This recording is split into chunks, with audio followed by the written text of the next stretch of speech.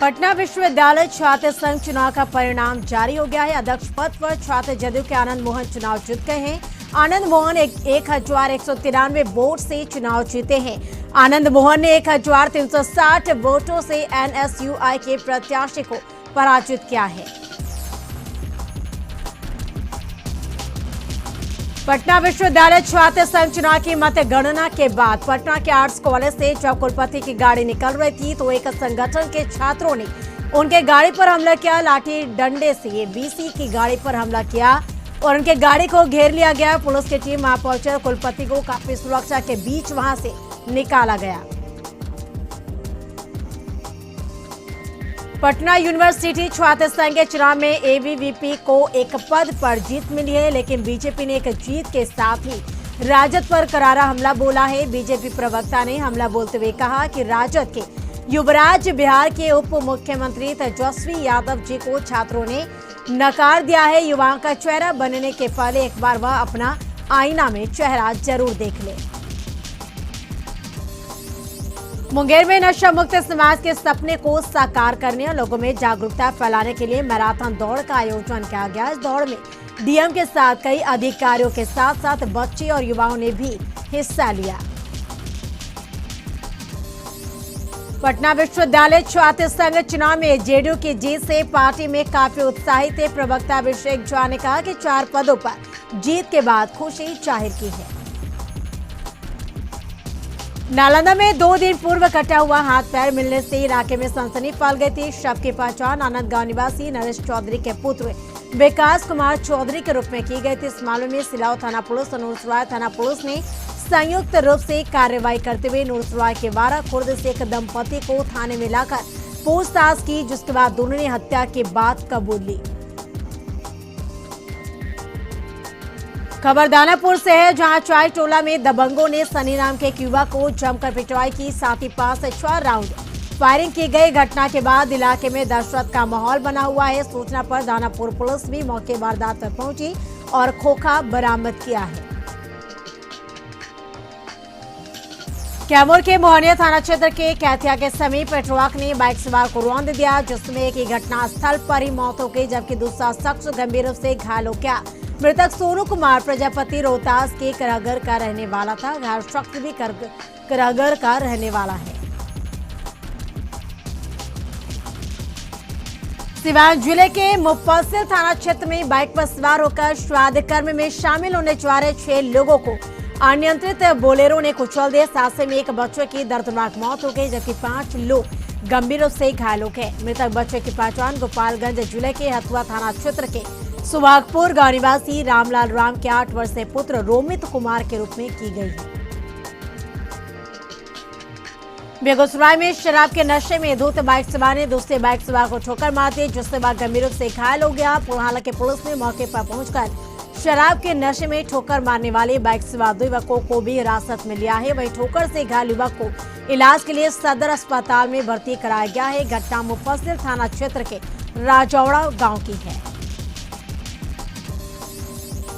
समस्तीपुर के दौलसिंहसराय जेल में कैदियों को देखने गई एक महिला डॉक्टर के साथ एक कैदी ने छेड़खानी की। घटना की सूचना के बाद स्वास्थ्य महकमे में हड़कंप मच गया है। इधर सिविल सर्जन एसके चौधरी ने इस मामले को गंभीरता से लेते हुए हरकत में आए और दौलसिंहसराय के डीएसपी और एसडीओ से मामले की जांच और उचित कार्रवाई करने को कहा। पटना के करबीगहिया में व्यवसायी राहुल कुमार की हत्या से अब भी आक्रोश है। इसके विरोध में व्यवसायियों ने पूरे इलाके की दुकान को बंद करवा दिया है। मुख्य आरोपी बंटी सिंह की गिरफ्तारी व्यापारियों की सुरक्षा की मांग को लेकर व्यापारियों ने प्रदर्शन किया है। व्यापारियों की मांग है कि जब तक मुख्य आरोपी की गिरफ्तारी नहीं होगी और इलाके की सुरक्षा नहीं बढ़ाई जाएगी, तब तक प्रतिष्ठान बंद रहेंगे। पटना पुलिस का दावा है कि डायल 112 लगातार रात में भी गश्ती में रहती है। पुलिस के सभी दावे उस वक्त फेल हो गए जब राजधानी के अशोकनगर में अपराधी पूरी एटीएम ही काट कर फरार हो गए। सवाल ये कि क्या एटीएम में लगे डिवाइस ने भी अलर्ट नहीं किया? जिस समय अपराधी इस घटना को अंजाम दे रहे थे, उस समय पुलिस की गश्ती गाड़ी कहां थी? दानापुर थाना क्षेत्र के गाबतल गांधीनगर से 25 लीटर देशी शराब के साथ गिरफ्तार युवक की पीएमसीएच में इलाज के दौरान मौत हो गई। मृतक के परिजनों का आरोप है कि पुलिस द्वारा की गई पेटवार से युवक की मौत हुई। मृतक के पिता दीनानाथ सिंह ने कहा कि पिछले 15 नवंबर को पुलिस ने शराब पीते गिरफ्तार किया था, लेकिन पुलिस ने शराब बेचने के आरोप में 16 नवंबर को न्यायिक हिरासत में बेगूसराय जेल भेज दिया था।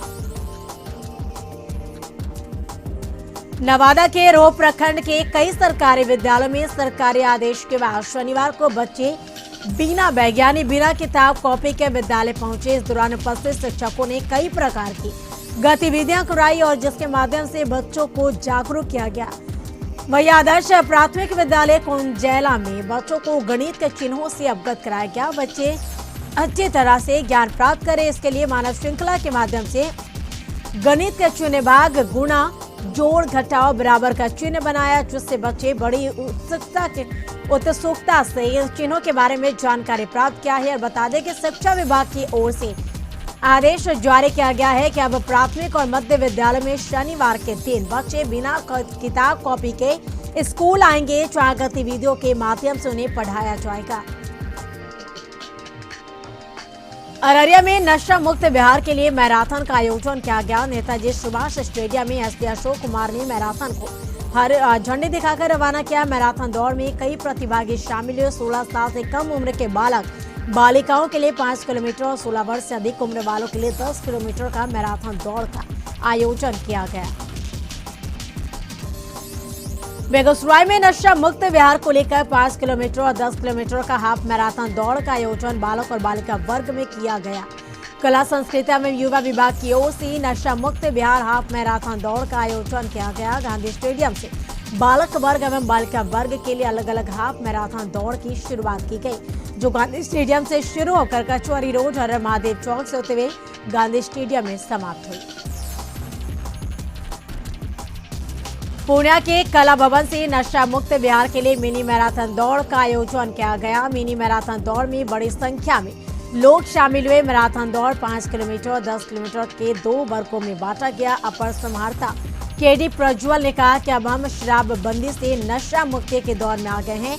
इस मैराथन दौड़ के माध्यम से नशा मुक्ति के प्रति लोगों को जागरूक कर रहे हैं। यह मैराथन दौड़ पूर्णिया के कला भवन से निकलकर शहर के कई मार्गों से गुजरते हुए फिर कला भवन पहुंची, जहां कई तरह के कार्यक्रम आयोजित किए गए। इस नशा मुक्ति दौड़ में बड़ी संख्या में अधिकारी से लेकर छात्र छात्राएं और पूर्णिया के युवा और आम नागरिक शामिल हुए।